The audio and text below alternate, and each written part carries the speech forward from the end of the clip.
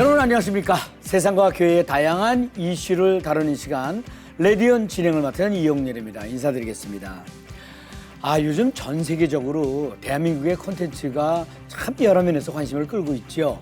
그중에서도 먹방이나 요리 콘텐츠는 그 인기가 식지 않는 것 같습니다.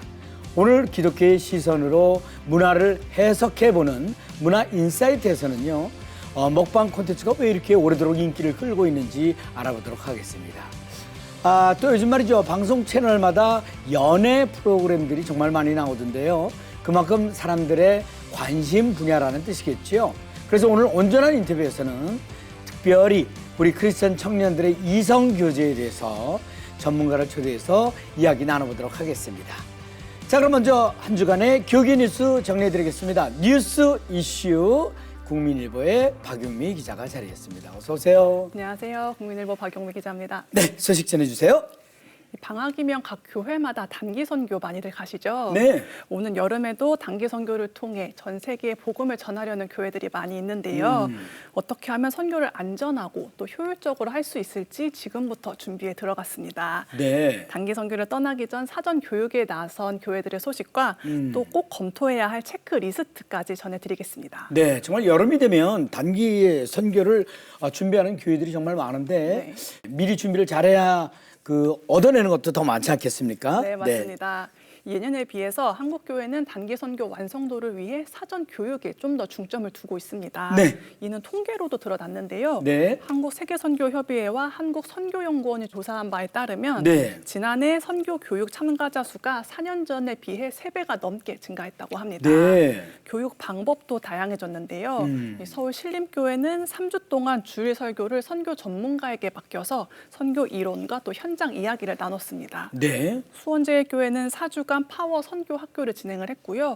또 신촌 선교교회는 선교 박람회를 열었는데요. 네. 올해 가려고 하는 선교지가 어떤 곳인지 또 어떤 선교사가 무슨 사역을 하고 있는지 미리 소개하는 자리였습니다. 네. 해외 같은 경우는 아무래도 우리가 잘 모르는 지역으로 가는 거니까 안전수칙이라든가 이런 주의사항들을 사전에 숙지하는 게 가장 중요하지 않겠습니까? 네, 그죠? 그렇습니다. 네. 이 자연재해나 전쟁, 테러 등은 언제 어떻게 발생할지 모르기 때문에 네. 혹시나 위험이 닥쳤을 때 어떻게 대처해야 할지 미리 알아둬야 합니다. 네네. 단기 선교를 가기 전에 현지 선교사와 직접 연락을 해서 그 현지의 치안이나 그리고 테러 가능성 등을 파악을 해야 하고요.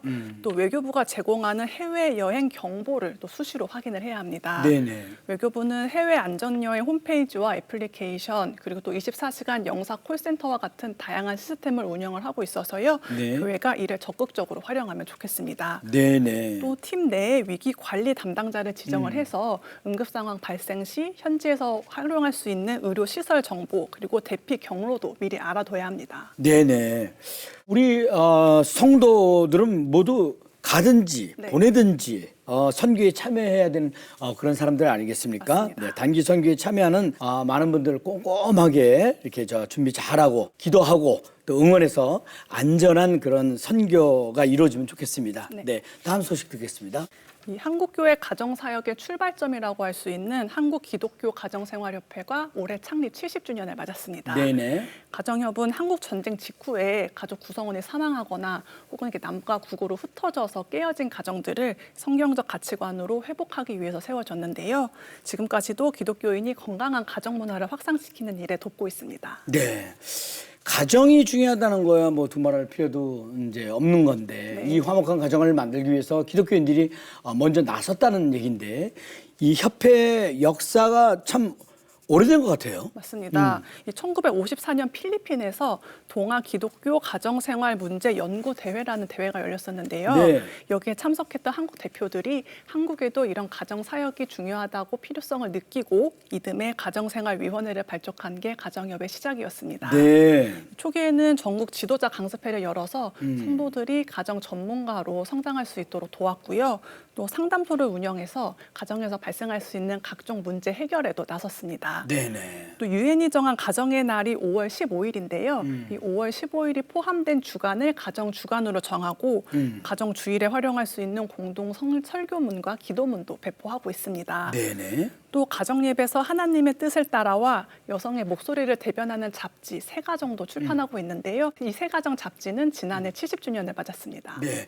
새가정이라는 잡지가 이제 70년이 된 거죠. 네. 네. 거기에 보면 가정에 대한 인식이 어떻게 변해왔는지 알 수가 있을 것 같은데 네. 거기 주로 어떤 내용이 담겨져 있습니까? 초창기에는 이 살림을 잘하는 방법처럼 이 당시 네. 가부장적 사회 분위기를 반영하는 좀 글들도 있었는데요. 네네. 점차 남녀 평등과 여성의 권리를 주장하는 기사들이 많이 실리게 됐습니다. 네. 가부장적 사고방식에서 벗어나 진정한 남성성을 찾는다든지 아니면 언어에 담긴 남녀 차별을 극복하자는 내용 등 성도들을 일깨우는 내용들이 많이 실리게 됐습니다. 네. 또 최근에는 부모 자녀 중심의 가정관에서 벗어나서 1인 가구에 초점을 맞추기도 하고요. 또 앞으로 가정을 꾸리게 될 청년들에게 집중하는 등 새로운 변화도 일어나고 있습니다. 네네. 알겠습니다. 네. 하나님께서 만드신 가장 아름다운 공동체가 바로 가정이 아니겠습니까? 그래서 가정이 살아야 교회가 살고 가정이 살아야 사회도 산다 하는 것일 텐데요. 그 행복한 가정을 이루는데 기독교인들이 한 발 더 앞장설 수 있었으면 좋겠습니다. 네, 박용미 기자 대단히 감사합니다. 수고하셨습니다. 감사합니다. 네, 자 이어지는 단신 뉴스 보시고 다음 출연자 만나보시겠습니다.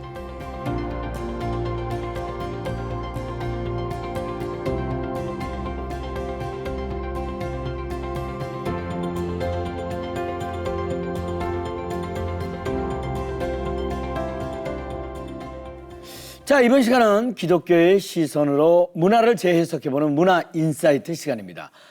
요즘 가장 흔한 게 저희들이 접할 수 있는 콘텐츠 중 하나가 말이죠. 먹방이죠. 그리고 요리 콘텐츠가 아닐까 싶습니다.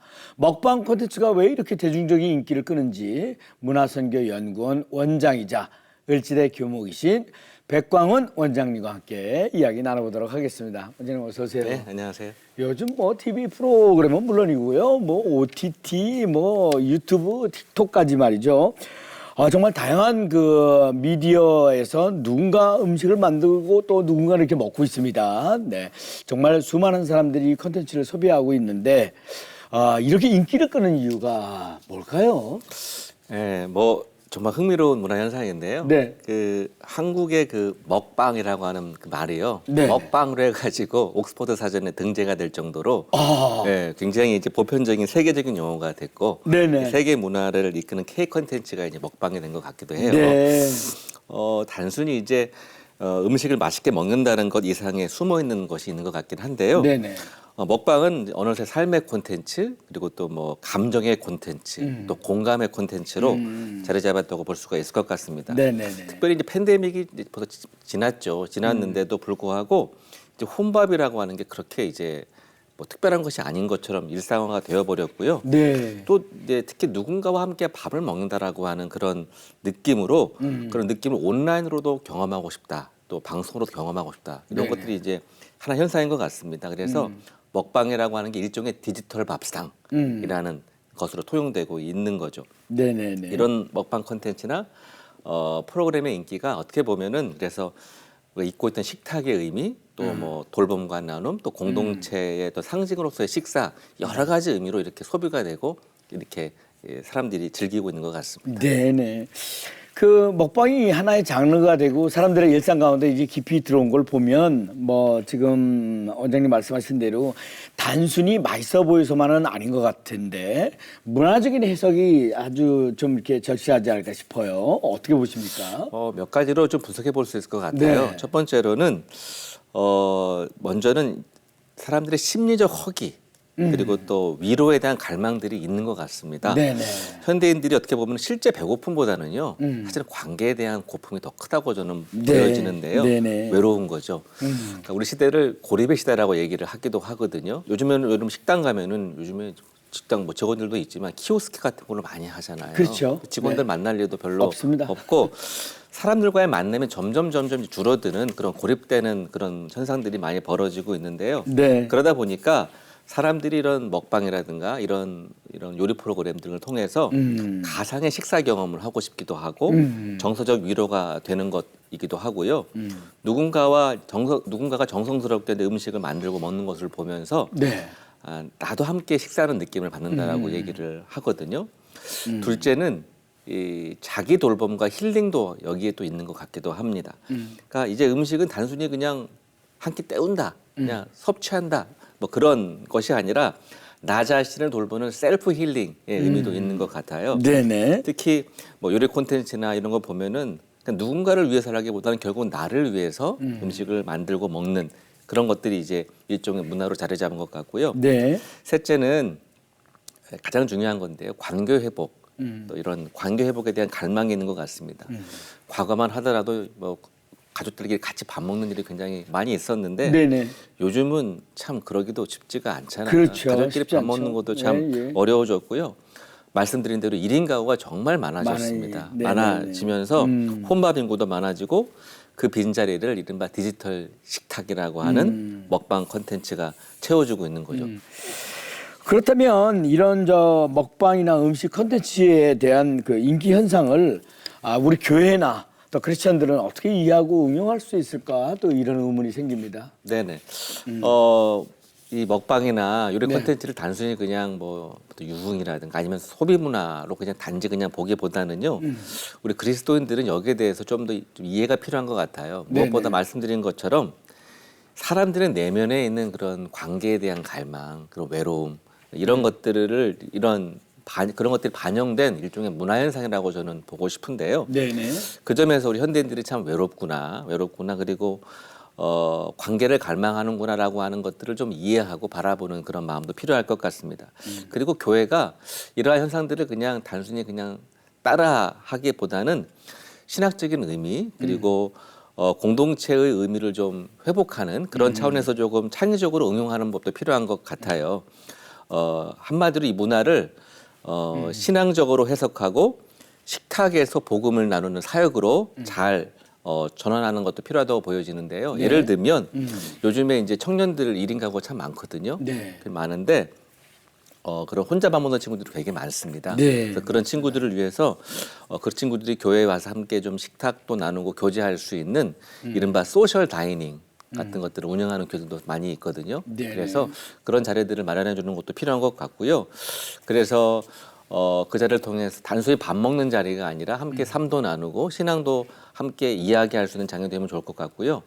또 교회가 잘하는 것 중에 하나가 식탁 사역을 잘하잖아요. 네네. 잘하기 때문에 요리로 섬기는 사역도 좀 필요한 것 같기도 해요. 그래서 교회 요리팀이 정말 음식을 잘 만들어서 뭐 지역에는 어려운 분들 또 뭐 노숙인들 또 뭐 청소년들에게 함께 나누는 활동을 통해서 그리스도의 사랑을 식탁이라는 언어로 이렇게 전환해서 함께 나누는 사역들도 하면 좋을 것 같고요.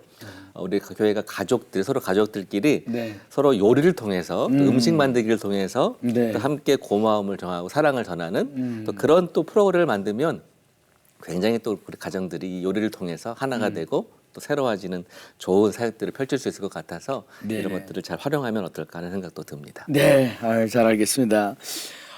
혼자 먹방을 보는 것도 재밌죠. 그러나 함께 먹으면 즐거움이 2배가 됩니다.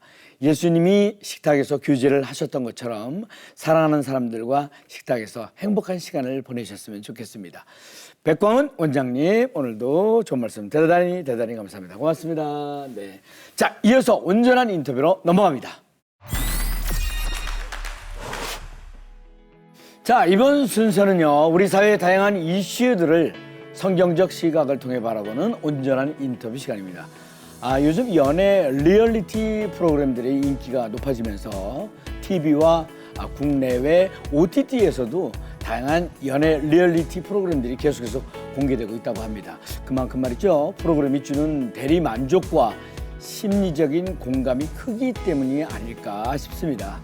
그래서 오늘 온전한 인터뷰에서는 우리 크리스천 청년들은 이성교제에 대해서 어떤 고민들을 가지고 있는지 연애 결혼 전문 코치이신 김숙경 소장님을 초대해서 자세한 이야기 나눠보도록 하겠습니다. 안녕하세요. 반갑습니다. 안녕하세요. 반갑습니다. 네네. 자기소개 먼저 부탁드리겠습니다. 네, 안녕하세요. 저는 연애 결혼 전문 코치이자 가족 치료사인 김숙경 소장입니다. 네. 예, 저는 두란노 결혼 예비학교 주강사이기도 하고 교회에서 청년, 부부, 가족들을 위한 강의, 코칭, 상담을 전문적으로 하고 있습니다. 네.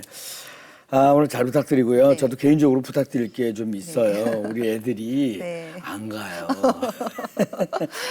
요즘 말이죠. TV는 물론 국내외 OTT를 통해서 리얼리티 프로그램들의 인기가 굉장히 높은데 왜 이렇게 인기가 높은 걸까요?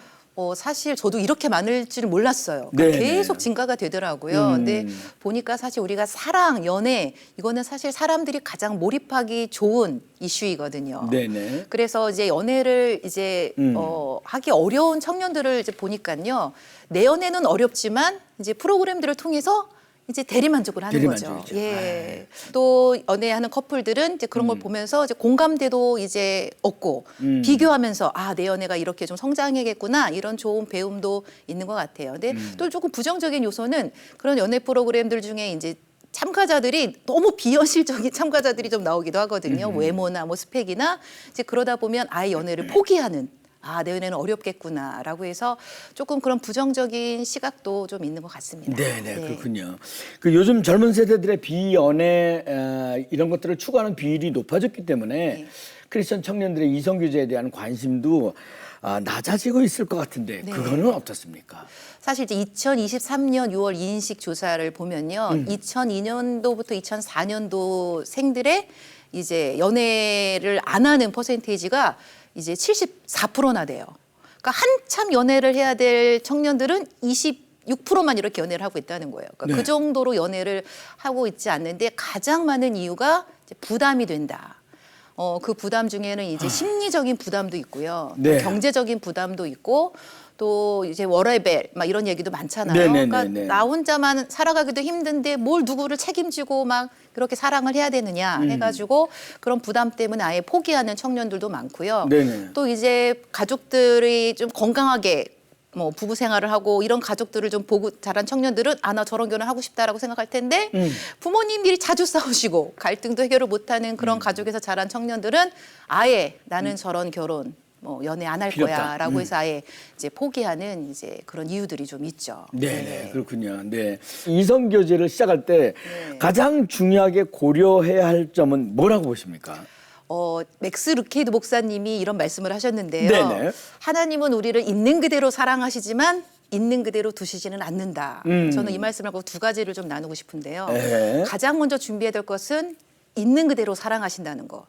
자기 자신을 좀 소중히 여기고 자기 자신을 좀 존귀하게 여기고 자기 자신을 좀 있는 그대로 편안하게 수용할 수 있는 이런 건강한 자아상을 갖는 게 가장 먼저 준비가 필요하지 않나 생각을 합니다. 왜냐하면 자기 자신을 건강하게 사랑하는 사람은요, 어떤 이성을 만났을 때 건강하게 사랑을 하거든요. 그래서 자기 자신을 먼저 건강하게 사랑하라고 말씀을 드리고, 하나님은 있는 그대로 두시지 않는다는 건 뭐냐면 우리가 계속 성장해 가야 된다는 겁니다. 그래서 막 하나님은 외모를 안 보시니까 하면서 막 외모도 안 갖고는 막 청년들도 가끔 있는데 외모를 갖고 와야죠. 하나님만 안 보시거든요. 아유, 다행이네. 예, 예. 그래서 외모도 가꾸고 또 대인 관계에서 어떻게 소통하고 어떻게 갈등을 해결하고 이런 부분에서 우리가 훈련되어지고 성장될 필요가 있다라는 겁니다.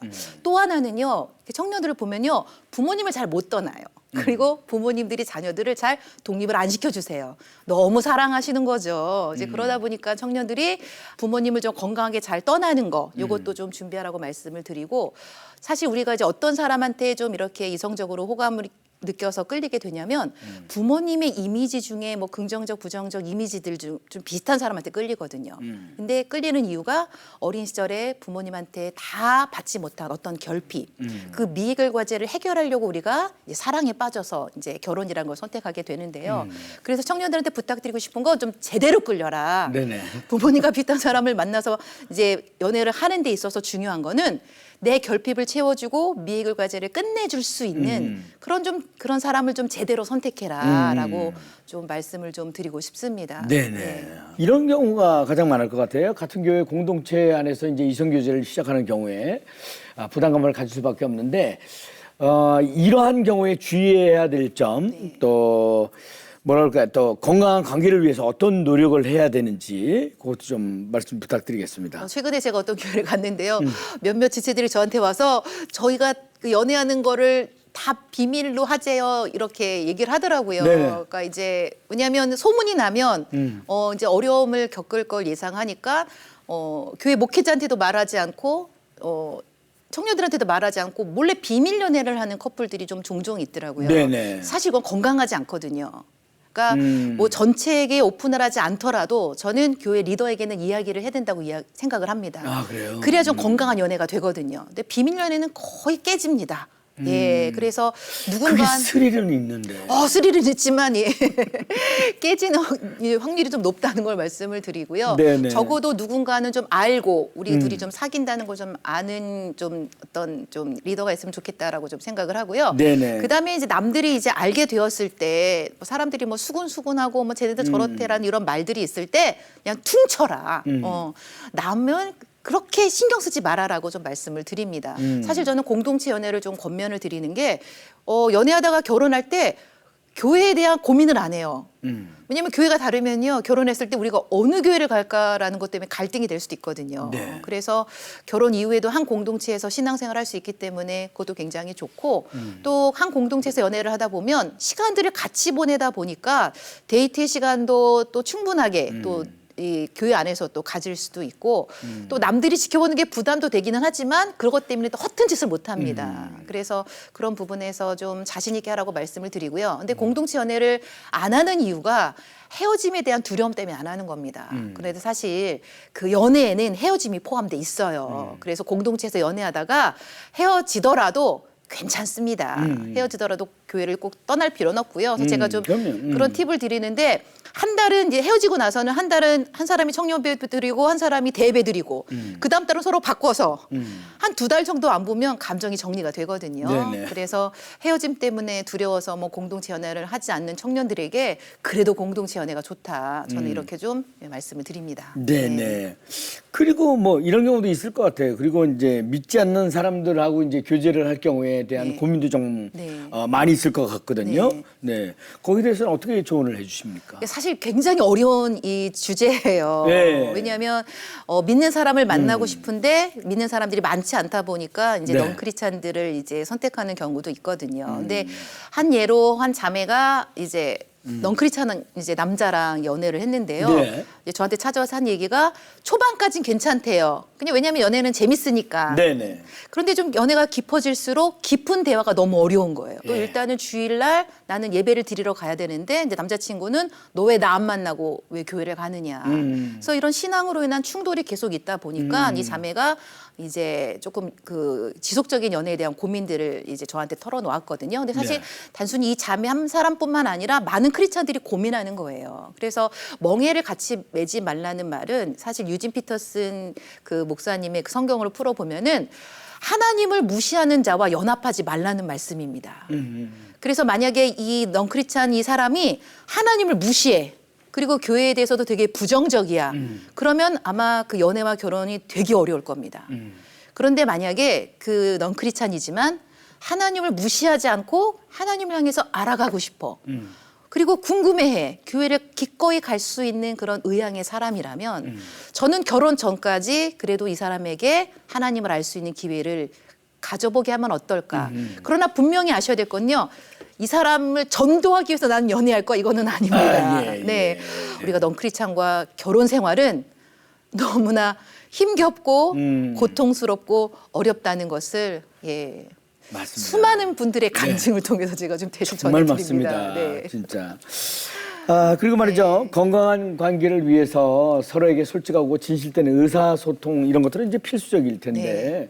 크리스천 커플들이 갈등 상황에서 성경적 원칙을 바탕으로 효과적으로 이렇게 소통할 수 있는 방법, 이런 방법 조언해 주시면 좋겠습니다. 네, 그 에베소서 5장 21절. 제가 유진 피터스 목사님 되게 좋아하는데요. 네네. 그 말씀을 어떻게 풀어 해석해 주셨냐면 네. 그리스도를 경외하는 마음으로 서로 예의 바르고 음. 공손히 대하십시오라고 말씀이 적혀 있어요. 네. 이거는 뭐냐면요. 우리가 서로 소통하는 데 있어서 네. 태도가 굉장히 중요하다는 겁니다.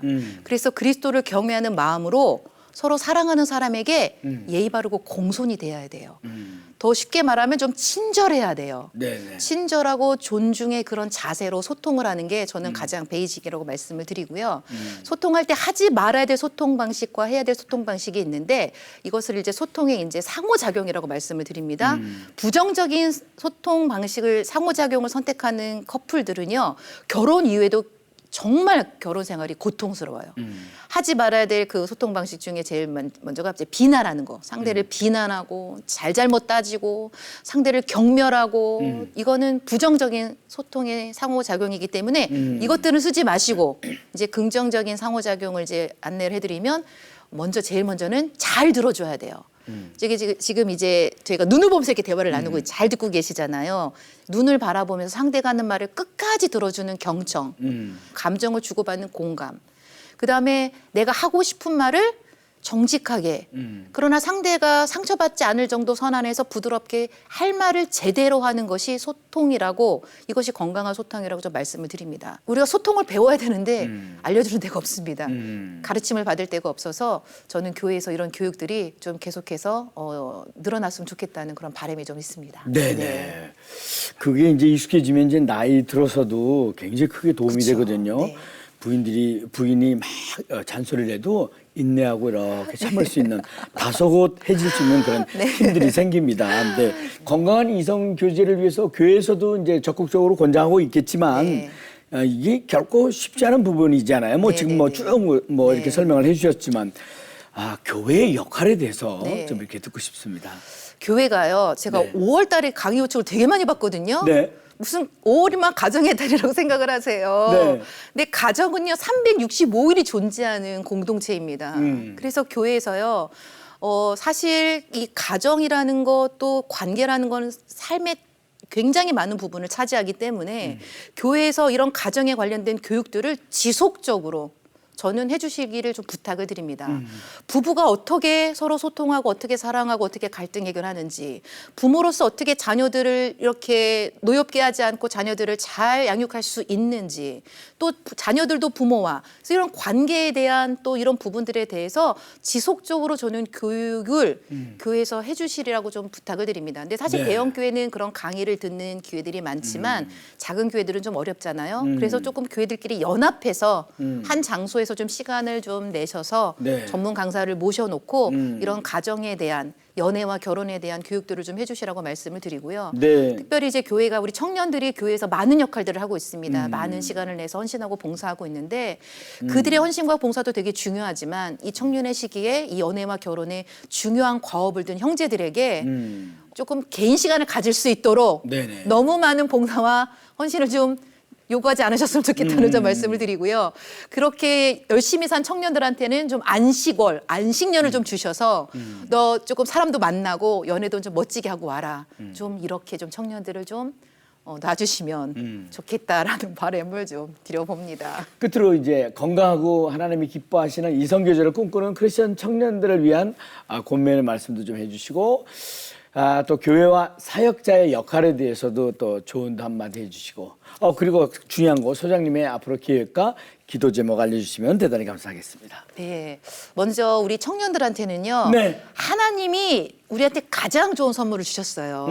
사랑이라는 선물. 네. 그리고 남자와 여자를 창조하신 목적이 서로 사랑해서 결혼하고 가정을 이루라고 굉장히 좋은 선물을 주셨습니다. 네. 그래서 이 주신 선물을 귀하게 여기시고 용기 내서 이성에게 다가가셨으면 좋겠다는 말씀을 드리고요. 네. 다가갔다가 거절당하면 제가 나의 가치를 모르는구나 좀 이렇게 생각하시면 돼요.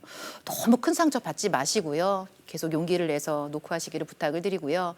교회랑 사역자들에게 부탁을 드리고 싶은 건 사실 이런 교육이 청년 때만 이루어지는 것이 아니라 청소년 때부터 계속해서 이런 교육들이 일어나 주셨으면 좋겠다는 말씀을 좀 그렇게 드리고 청년들에게 개인의 좀 그런 연애할 시간 좀 행복하게 즐겁게 살 시간들을 좀 많이 좀 주셔라 이런 말씀도 좀 드리고 저 개인의 이제 비전과 또 이제 기도 제목은 이제 저는 이제 가족 치료사라고 아까도 말씀을 드렸는데 저는 사실 원가족이 좀 건강하지 않은 가족에 살다 보니까 이런 가정이 건강해야 아이들이 행복하다라는 것들을 좀 많이 경험을 했어요. 그래서 한 가정 한 가정이 좀 건강하게 회복되는 그것을 위해서 강의하고 코칭하고 상담하는 일을 하고 있는데 무엇보다 성경적인 원리를 가지고 사랑하는 마음으로 하나님 아버지의 마음으로 저에게 주신 이 생명이 다하는 그날까지 이 사명을 잘 감당할 수 있도록 그리고 제가 또 건강을 잘 관리해서 네네. 즐겁게 이 여정을 갈 수 있는 것이 저의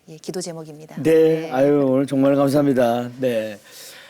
오늘 연애 결혼 전문 코치신 김숙경 소장님과 함께 얘기를 나누면서요. 크리스천 청년들의 성경적이고도 건강한 이성 교제를 위해 교회가 함께 고민하고 또 더욱 기도해야 되겠다 하는 생각이 이렇게 들었습니다. 이를 위해서 저도 응원하며 기도하겠습니다. 오늘 귀한 말씀 전해주신 김숙경 소장님 대단히 감사합니다. 고맙습니다. 감사합니다. 네. 레디온 오늘 준비한 소식은 여기까지입니다. 저는 다음 시간에 다시 인사드리겠습니다. 대단히 감사합니다.